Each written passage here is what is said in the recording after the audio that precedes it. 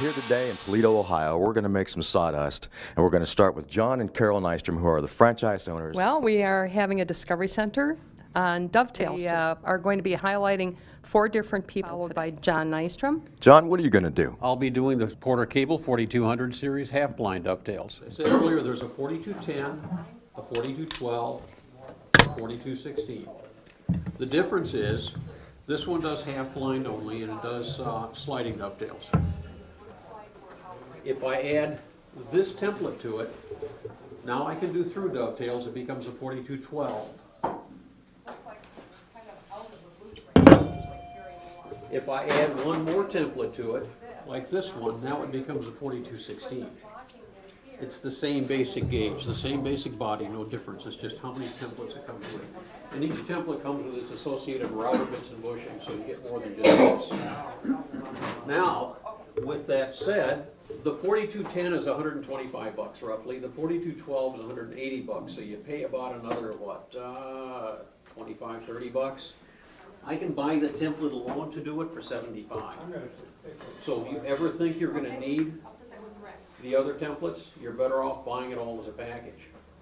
If you got a 4212 now, you need to do the little ones.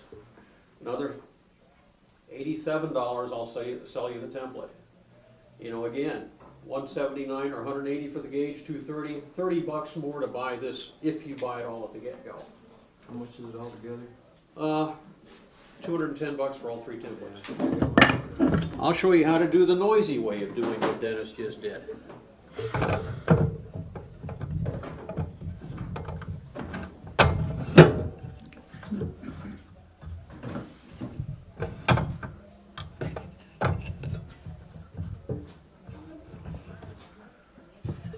What we do here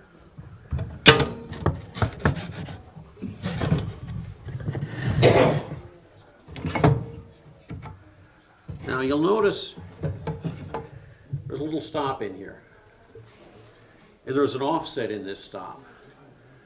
The vertical piece rides up right there. The horizontal piece goes in like that.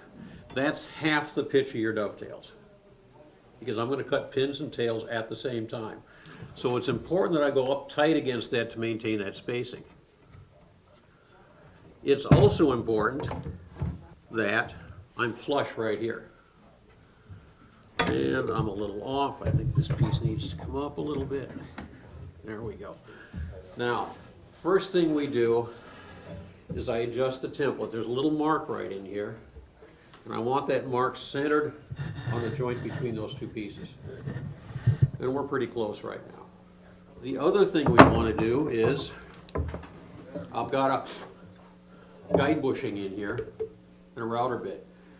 The geometry of this dictates what size router bit you use. For this particular template, you end up using a 17/32 by 7 degree dovetail bit. You can't just take any dovetail bit you want. It's not going to work right. So keep that in mind. It comes with it. The one I'm using in here is Freud. Whiteside also makes a bit that'll fit it. There's a little notch in here. It does 2 things. One is that guide bushing should be snug in that and not rattle around. If it rattles around, you got the wrong guide bushing in there. The other thing it does, if you notice there's a little black piece here, that allows me to set the router bit depth to start out with. That'll get me pretty close. And if I need to tweak that because I find out I'm consistently low or high, I can loosen the lock screw, turn that up and down a little bit. So again, 2 things. Stock comes in, flush here, tight up against both end stops, guide bushing in place with the correct diameter, right router bit, right depth. Let's see how close we are. I'm going to go with the bit for a quick pass across this face here. And the reason I do that, it'll help control chip out. If I just start cutting in here, coming this way, I'm going to have a lot of tear right along this edge.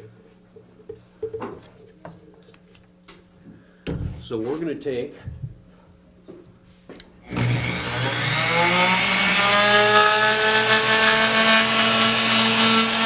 one pass along there.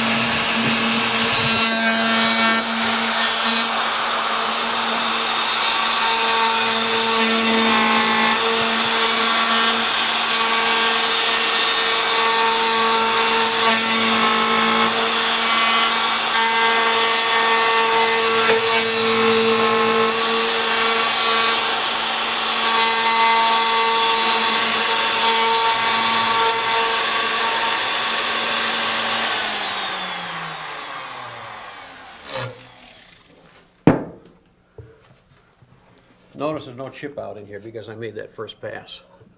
Oops, little other slugs. Now, a couple other things. You'll notice I put another piece of stock down in here. Beautiful. That avoids having to split pins at either end. If you're going to use something soft for practice, remember you can always bang a soft one together. If you try that with hard maple, it's going to be more prone to cracking and splitting on you. Be aware of that. The important thing is make sure the thickness is the same. Very, very important to make sure the thickness is the same because that helps define some of these setup numbers. You can use thinner side pieces, you just have to compensate for the thickness if you're going to use thinner side pieces. You want it to look more traditional. Yeah, Dennis brought up a good point. You know, I made these two pieces the same thickness. They don't have to be. The range on this is standard through dovetails, 1/4 inch to 1 inch on the tailboards, pins 1/4 to 3/4, half blinds, 1/2 inch, 1 1/8. So any combinations in there will work with this guy. If you're using the miniatures, anything from 1/4 to 1/2 inch on the miniature. It's a quick, easy little jig to throw together half blind dovetails. And as you saw, half blinds are easy to do because I'm doing both pins and tails the same pass.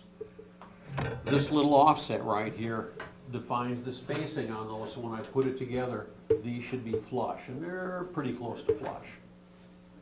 You know, if I didn't have it tight up against here, then I'd have more of an offset. Those two pieces like that, and what I'm routing is here, around those fingers back into here. That's how that thing works. Is there an advantage of the one jig over the other? I mean, there are pros and cons to them. The limitation of this we already talked about. I got fixed finger spacing. So if I'm doing an odd drawer of, let's say, 2 13/16 inch deep for some reason, I can't space the fingers out to be attractive. You know, they're always going to be that spacing. If I take a Leigh jig like the Super 12 over here, I put these fingers wherever I want them to be. That's the big thing you gain going to the Leigh, is I go from fixed finger spacing, variable finger spacing. Now with the Leigh, I can flip that template around. There's a bar that goes through there, and I've converted it into a half blind because the bar dictates how far deep back I cut, so I get those the right depth. There's a 12-inch version of the Super, there's an 18 and a 24-inch version of that. Then there's a Leigh D4R. The D4R has split fingers. Now I can make the fingers as wide or narrow as I want to go. Whereas with this is what I get. This is a little more straightforward because you don't have to worry about finger layouts and everything else. But the flip side of that is you gain a lot more flexibility going that route. Now, they have an Omni jig, so what's the difference between this and the Omni jig? Well, there's two flavors of the Omni jig, the 2400, the 24-inch and the 18-inch. If you buy the 18-inch out of the box, it has a template similar to this, only does fixed finger spacing. The 24 out of the box is adjustable fingers like the Leigh did. What Porter Cable did with the Omni jig is they tried to simplify the setup to help you properly set the router bit depth and to set template positions, everything else. So that, you know, your first test piece is going to be closer to what you want to be than the Leigh jigs. In terms of overall capability, very, very similar.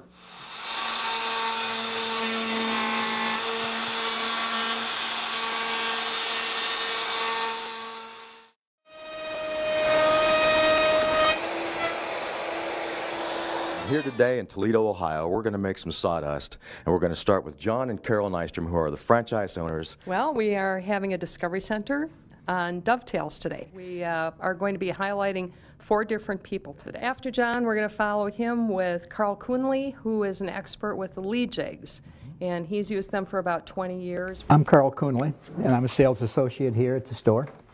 What I'm going to be talking about here in this portion of the dovetail demonstration are the Leigh dovetail jigs. In front of you, you have what they call their new Super jig. I have owned a Leigh what they call a D4R, which is their largest jig, for about 15 years. They have changed the Super jig a little bit from their old jig styles. The beauty of the Leigh dovetail jigs is the versatility. If you were in earlier and saw the Porter Cable where they use the temp are uniform and even. Where with the Leigh jig, they're totally adjustable, and you can get into a variety. You can do through dovetails, you can do half blinds, you can do sliding dovetail, and as you can see, it's a nice tight fit. The Leigh jig is a little more difficult to learn how to use over the Porter cable and like the old Keller dovetail jig that used the templates.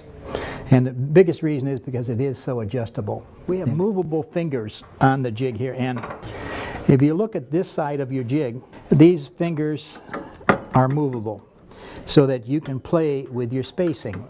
So you can go to a uniform spacing, 17-inch deep toy boxes or hope chests, where I just put one big dovetail right in the middle.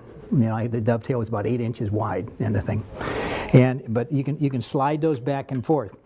Now the old style Leigh jigs and the current D4R out there are a little different on the fingers here. If you notice this piece here moves as a unit.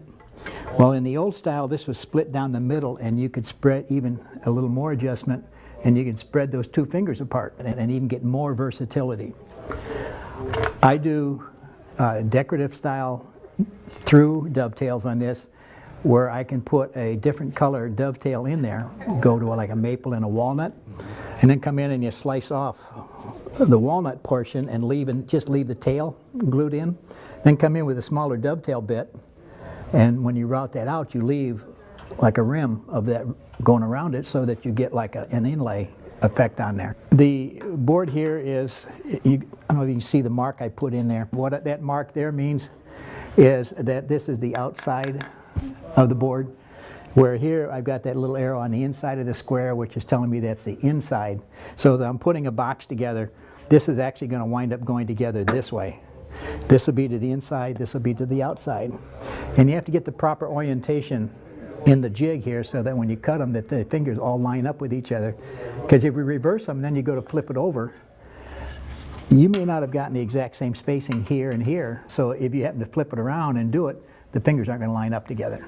The adjustment feature on this thing in terms of fit, if you were here for the Porter cable one, they adjust the fit by the depth of the router bit. Well, with this one, with your through dovetails, they adjust it by moving this in or out on these guide strips here. And the instructions on here are very clear. Now, I said the learning curve is a little longer than the other one. It tells you here which way to move if you want to tighten up your fit. It tells you which way to move if you want to loosen your fit. And what you're doing by moving it in or out is it does not affect the tail portion. What it affects is the pin portion. Because you're cutting on an angle here, by moving it in or out, you're making that thinner or thicker. And that's how you adjust your fit. When you first get into these things, they tell you to suggest that you go this way here to set up your spacing. What it does here is you can see your finger spacing as to what you're trying to do. All I'm doing here when you do it this way is I'm setting my spacing on my joint, how I want my dovetail to be oriented on there. And I move this one finger, I'm going to just tighten it back down again. And what you do is you start out by the end pieces here, and you try to orient these so that the center of this is about 1/8 of an inch from the front edge of the edge of your board here. In between, you can space those anywhere you want to. This one out here is for support purposes only. That's just to help support the router base. These fingers over here, make sure they're tight. And again, they're really for support, to help support and keep the router flat, keep it from rocking. But when you use your router, you do not want to allow it to tip like this.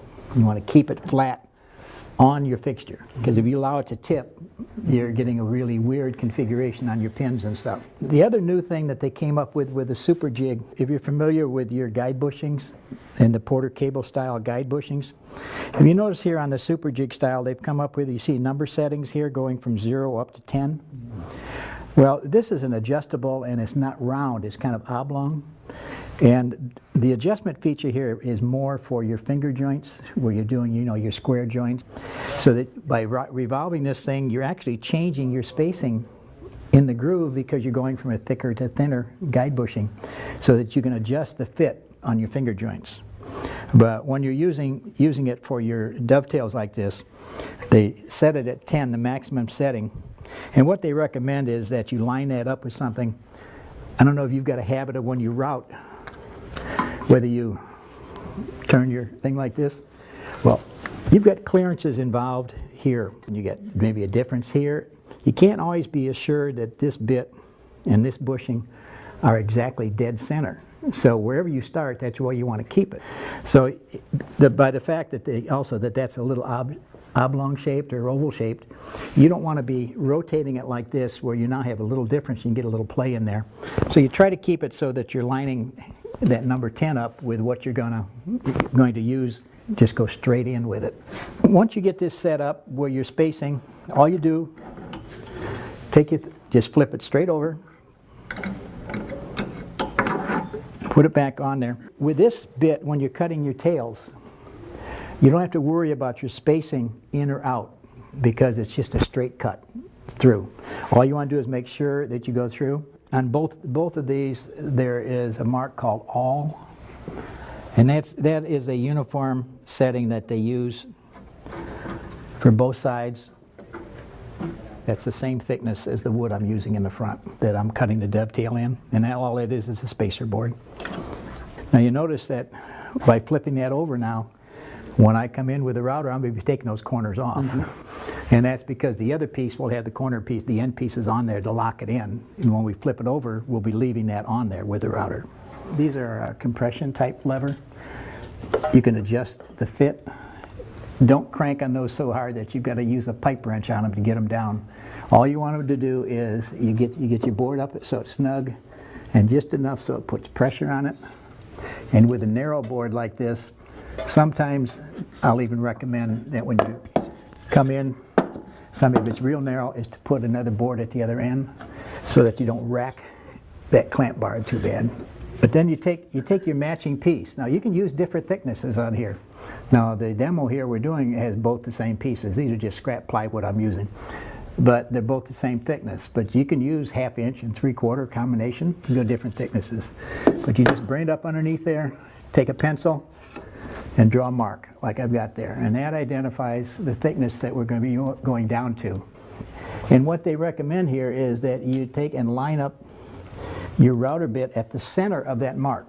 And by putting it on the center, what theoretically this is going to allow you to do is you're going to allow the pin to stick up just a hair above the surface of the wood so that you can fine tune it. Mm-hmm. You don't want it to be below the surface so that you have to sand off the side of the drawer to get things to match. But by lining it up like that, the pin itself or the tail will be sticking up just a 64th or something above that, and you can sand or plane those off very easily. But you don't want to have to take down the whole thickness of the drawer side or whatever you're joining together. So that's a recommended starting location. Oh, and by the way, the Leigh dovetails, they've got special bits here. The old bits used to have a 1/4 inch in them, and they found out that they were snapping those bits because you're putting a lot of sideward force on those bits. So they've gone up to an 8mm bit on the Leigh bits. This has a 1/2 inch collet in the router, and most of our routers are standard, they're not metric. So there's a special adapter that you use with a 1/2 inch collet you drop in there that will fit the 8mm, and that comes with the jig, or you can buy them extra if you misplace it. Now, and one other thing, if you notice here, the spacing here, now this is close enough that my guide bushing will not go down in there. If you choose a spacing where you're getting that space in there bigger than the diameter of your guide bushing, or wide enough that the guide bushing could dip in there a little bit, your cutter will cut in, or you might be making a cut in something you don't want to remove. You can come in, and all it takes is a little 1/4 inch square piece of wood. You cut them and you stick them in there to fill in that space so that as you run your router along there, it doesn't try to drop in where you don't want to cut. And never lift your router up if you've got a cone-shaped cutter in there.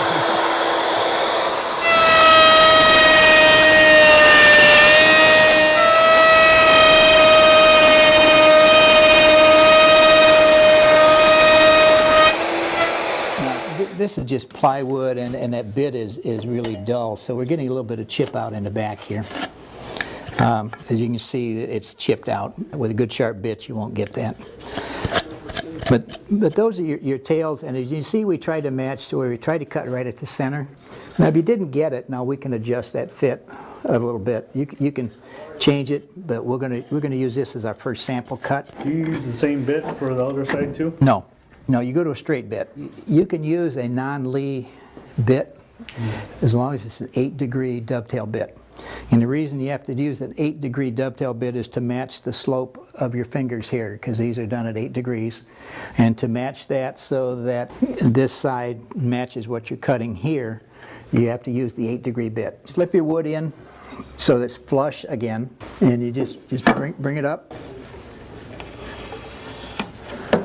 And again, you're drawing how deep you want to go.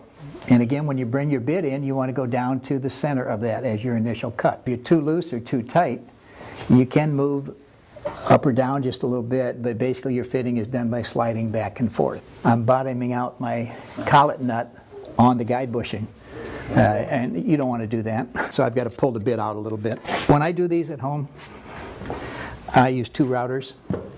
I get my dovetail bit in one, and I get the straight bit in the other one, so I don't have to take the time. But usually when I'm doing these, I'm doing more than one. And if I'm just cutting one set of dovetails, or maybe one drawer or something like that, I'll hand cut them just to say I can still do it. And they recommend taking a 1/2-inch setting here on your scales. And if you look up here, you got the scale marking on both sides. And there's a line here on your mounting bar that you line it up with. And that's based on the diameter of your dovetail bit. So that's the starting point on the thing. So what you want to do is you slide this in so that the 1/2-inch mark is lined up with that mark on both sides. And then also, if you notice while you're looking at the finger assembly here, see the pictures that they have on here? The active portion of the jig is always the one that you can read if you're standing here. So here, they've got a picture of what you're cutting. The part that you're not using is upside down. If we could read that green part, and we're doing through dovetails, we've got the jig in wrong. Because you're always looking at the active part of your scale that's facing you and you can read. Now here again, you notice now my fingers are lined up where before I cut that end piece away, but on this part, I'm leaving it there because of my finger spacing. You're going to be following that taper on there. One of the things, just as a kind of a hint, you know what a climb cut is on a router? Usually you're trying to cut so that the router bit is pulling your router into the wood. A climb cut, it will actually kind of pull it along and skate away from the surface. Sometimes if you take just a real skim cut along there, you'll minimize the amount of splintering you will get. So that if you can run just a little reverse cut in the wrong direction, it will prevent any splintering if you run into it. Okay.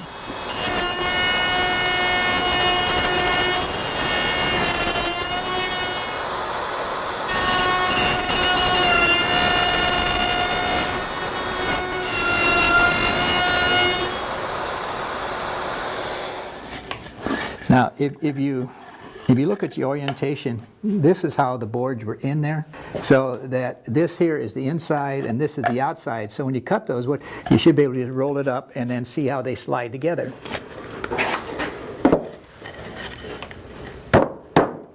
See, we're a little large here on our pins. What we would have to do is take and on this piece here, move our jig. And if you're looking at it, it says loosen. We would want to move the jig in just a little bit. And each one of these marks on here results in about a 5/1000 increase in the thickness of the pin with that 8-degree angle on there. Now I could probably force these together, but I'll break the wood if I did it. So what you're going to have to do is take another piece, and I always recommend when you do dovetails, even with the Porter cable and the other designs, is when you make your working material, cut some scrap that is the same thickness and everything, and run a test piece through to get. We could turn this over, and I would just slide that in like one mark on there, just to get me a little better fit. It tells you now to loosen your fit, you want to go in. So let's take it in 2 marks. We haven't changed our spacing or anything. We're keeping the same spacing. My router bit is the same depth and everything it was. So all we're doing now is we should be making those pins a little smaller.